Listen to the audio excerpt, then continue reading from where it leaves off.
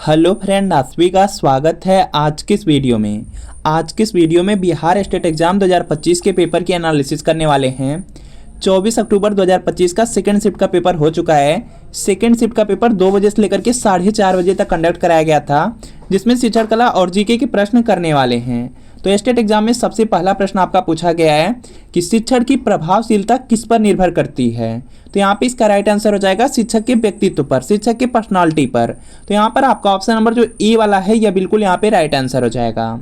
इसके बाद अगला प्रश्न आपका यहाँ पर है, अधिगम वक्र क्या दर्शाता है। तो यहाँ पे इसका राइट आंसर हो जाएगा जो अधिगम का वक्र होता है, जो लर्निंग कर्व होता है, वह सीखने की गति को दर्शाता है।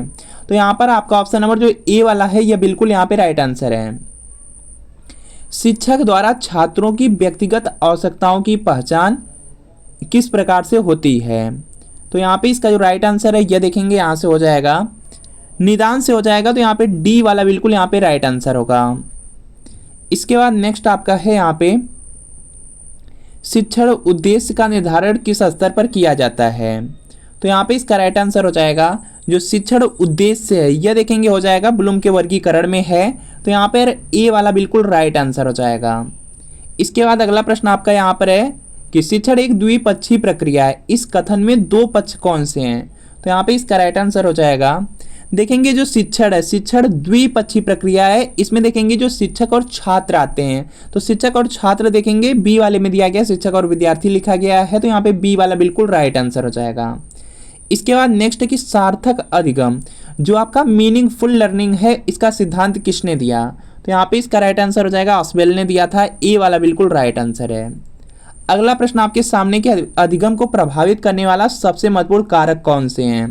तो यहाँ पे इसका राइट आंसर हो जाएगा, अधिगम को जो प्रभावित करने वाला सबसे महत्वपूर्ण कारक है उसमें प्रेरणा और अभिप्रेरणा आ जाता है। तो यहाँ पे ये वाला बिल्कुल राइट आंसर हो जाएगा।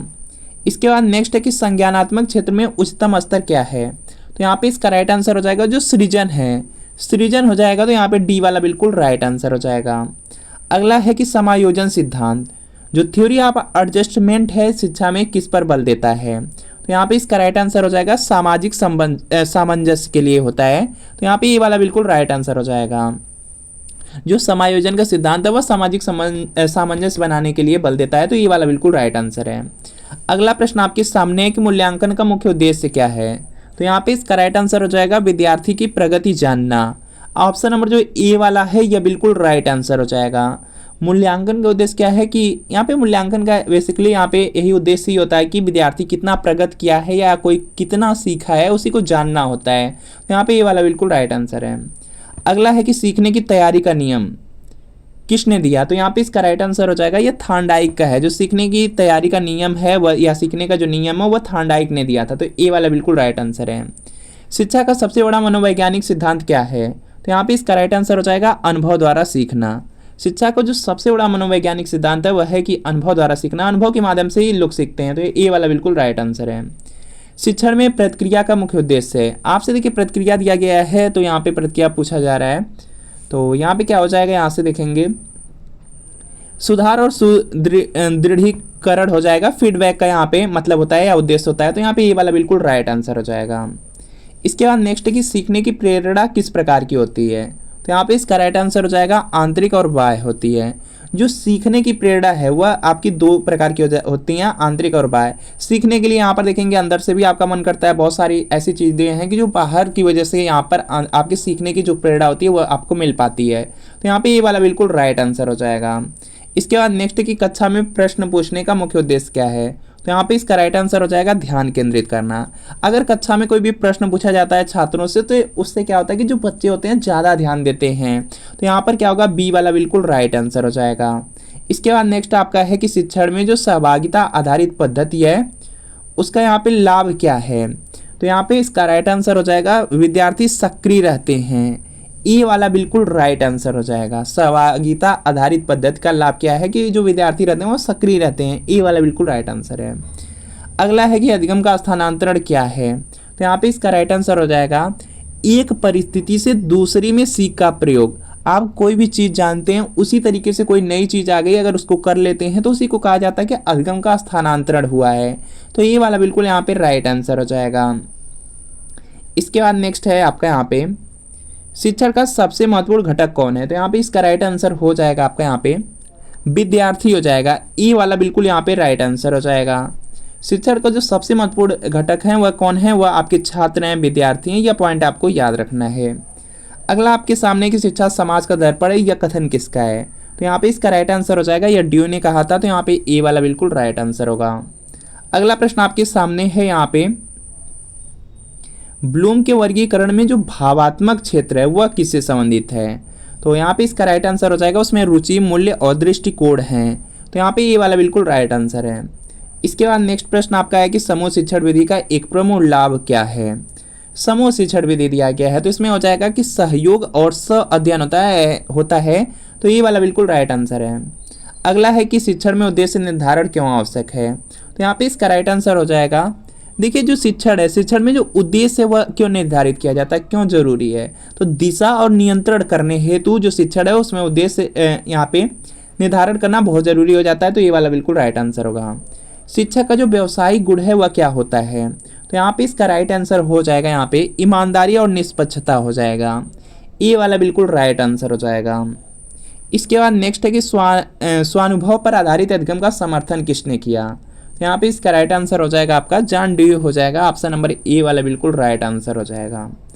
इसके बाद नेक्स्ट है कि शिक्षक की भूमिका आज के शिक्षा दर्शन में क्या मानी जाती है? तो यहाँ पे इसका राइट आंसर हो जाएगा मार्गदर्शक और सहायक होती है। जो शिक्षक की भूमिका है आज की शिक्षा दर्शन में क्या मानी जाती है, वह देखेंगे जो शिक्षक होते हैं वह क्या करते हैं, मार्गदर्शन देते हैं आपका और आपकी शिक्षा में सहायक करते हैं, आपको नई चीज़ें सिखाते हैं। तो यहाँ पे क्या है, ए वाला बिल्कुल राइट आंसर हो जाएगा। अगला प्रश्न आपके सामने के अधिगम की व्यक्तिगत गति किस सिद्धांत से संबंधित है? तो यहाँ पे इसका राइट आंसर हो जाएगा स्किनर का जो प्रोग्राम शिक्षण है उसी पे यहाँ पे आधारित है। तो यहाँ पे ये वाला बिल्कुल राइट आंसर होगा। सृजनात्मक शिक्षण का अर्थ क्या है? सृजनात्मक शिक्षण आपको दे दिया गया। तो यहाँ पे क्या हो जाएगा कि जो नई परिस्थितियाँ होती है उसमें ज्ञान का जो उपयोग होता है उसको सृजनात्मक शिक्षण कहा जाता है। तो ये वाला राइट आंसर है। मूल्य आधारित शिक्षा का मुख्य उद्देश्य क्या है? तो यहाँ पे इसका राइट आंसर आपका हो जाएगा जो नैतिक और सामाजिक विकास है। मूल्य आधारित शिक्षा से क्या होता है कि नैतिक और सामाजिक विकास होते हैं। तो यहाँ पे ए वाला बिल्कुल राइट आंसर हो जाएगा। अगला है कि अधिगम में विस्मरण का मुख्य कारण है। तो यहाँ पे इसका राइट आंसर हो जाएगा पुनरावृत्ति की कमी हो जाएगा। अधिगम में जो विस्मरण है इसका जो कारण है वह क्या है, पुनरावृत्ति की कमी है। ए वाला बिल्कुल यहाँ पे क्या है, राइट आंसर हो जाएगा। इसके बाद नेक्स्ट प्रश्न आपका आ जाता है यहाँ पे अधिगम का विस्मरण का मतलब क्या होता है कि अगर आप कुछ सीखे हैं, अगर विस्मरण का मतलब होता है भूलना, अगर कुछ भी आप सीखे हैं अगर वह भूल जा रहे हैं तो इसका कारण क्या है? पुनरावृत्ति का कमी है। इसका मतलब है यहाँ पे कि आप उस काम को बार बार दोहरा नहीं रहे हैं तो इसकी वजह से आप भूल जाते हैं। इसके बाद नेक्स्ट है कि शिक्षण प्रक्रिया में जो संवाद क्यों आवश्यक है? तो यहाँ पे इसका राइट आंसर हो जाएगा जो समझ को गहराई देने के लिए जो शिक्षण प्रक्रिया है उसमें संवाद जरूरी हो जाता है। तो ये वाला बिल्कुल राइट आंसर है। अगला प्रश्न आपके सामने है कि किस शासक ने इलाही समूद की शुरुआत की थी? तो यहाँ पे इसका राइट आंसर हो जाएगा यहाँ से अकबर ने। और दीन इलाही जो धर्म की शुरुआत है अकबर ने ही किया था, यह भी पॉइंट आपको याद रखना है। ए वाला बिल्कुल राइट आंसर है। पृथ्वी की धुरी किस दिशा में झुकी हुई है? तो यहाँ पे इसका राइट आंसर हो जाएगा पृथ्वी की जो धुरी है वह उत्तर की ओर दिशा में झुकी हुई है। तो बी वाला बिल्कुल राइट आंसर होगा। अगला है कि राज्यसभा के सदस्यों का कार्यकाल कितने वर्षों का होता है? तो यहाँ पे इसका जो राइट आंसर है यह देखेंगे हो जाएगा आपका, यहाँ पर देखेंगे ध्यान से देखेंगे क्या दिया गया है, राज्यसभा के सदस्यों का कार्यकाल दिया गया है। तो यहाँ पर देखेंगे इसका राइट आंसर आपका हो जाएगा 6 वर्ष के लिए होता है। तो यहाँ पे सी वाला बिल्कुल राइट आंसर हो जाएगा। इसके बाद नेक्स्ट प्रश्न आपका दिया गया है यहाँ पे मिश्रित अर्थव्यवस्था का अर्थ क्या है? तो यहाँ पे इसका जो राइट आंसर है यह देखेंगे हो जाएगा यहाँ से सरकारी एवं निजी दोनों क्षेत्रों का संचालन हो जाएगा। जो सी वाला दिया गया है यह आपका बिल्कुल यहाँ पे राइट आंसर है। अगला है कि जनगण मन को राष्ट्रीय गान के रूप में कब अपनाया गया था? यहाँ पे इसका राइट आंसर हो जाएगा 1949 ईस्वी में। ऑप्शन नंबर जो यहाँ पे बी वाला दिया गया, बी वाला बिल्कुल यहाँ पे राइट आंसर है।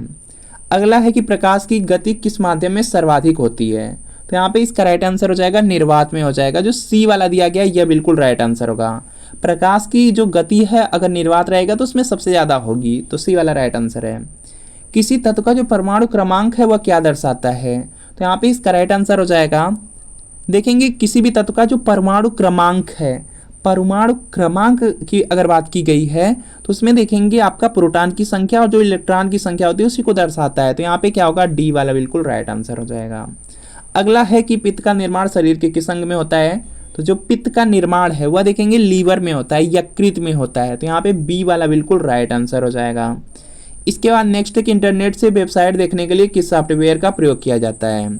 तो यहाँ पर इसका राइट आंसर हो जाएगा, इंटरनेट से किसी भी वेबसाइट को अगर आपको देखना है तो इसके लिए जो आपका यहाँ पे ब्राउज़र होता है, ब्राउज़र का यूज़ किया जाता है। जैसे क्रोम ब्राउज़र हो गया आपका, इस तरह के जो ब्राउज़र होते हैं, यूसी ब्राउज़र हो गया, तो ये सब आपके क्या है, ब्राउज़र हैं, तो उन्हीं का प्रयोग किया जाता है। तो बी वाला बिल्कुल यहाँ पे राइट आंसर हो जाएगा। अगला है कि बिहार दिवस प्रत्येक वर्ष किस तिथि को मनाया जाता है। तो यहाँ पे इसका राइट आंसर हो जाएगा 22 मार्च को। ऑप्शन नंबर ए वाला बिल्कुल यहाँ पे राइट आंसर हो जाएगा। जो बिहार दिवस है वह 22 मार्च को मनाया जाता है, यह पॉइंट याद रखना है। अगर आप बिहार स्टेट एग्जाम की तैयारी कर रहे हैं, चाहे पेपर फर्स्ट या पेपर सेकंड की तैयारी कर रहे हैं, तो शिक्षण कला और अन्य दक्षता के लिए आप प्रीवियस ईयर क्वेश्चन पेपर पढ़ सकते हैं। क्योंकि जो प्रीवियस ईयर क्वेश्चन पेपर है, आप भी जानते हैं कि स्टेट एग्जाम में 150 प्रश्न पूछा जाएगा, 100 नंबर आपके सब्जेक्ट से पूछा जाएगा। जो 50 प्रश्न रहेंगे वह शिक्षण कला और अन्य दक्षता से रहेंगे। जो ये 50 प्रश्न आता है, इस 50 प्रश्न में देखेंगे लगभग आपका 35 से 40 प्रश्न प्रीवियस ईयर क्वेश्चन पेपर से पूछा जाता है।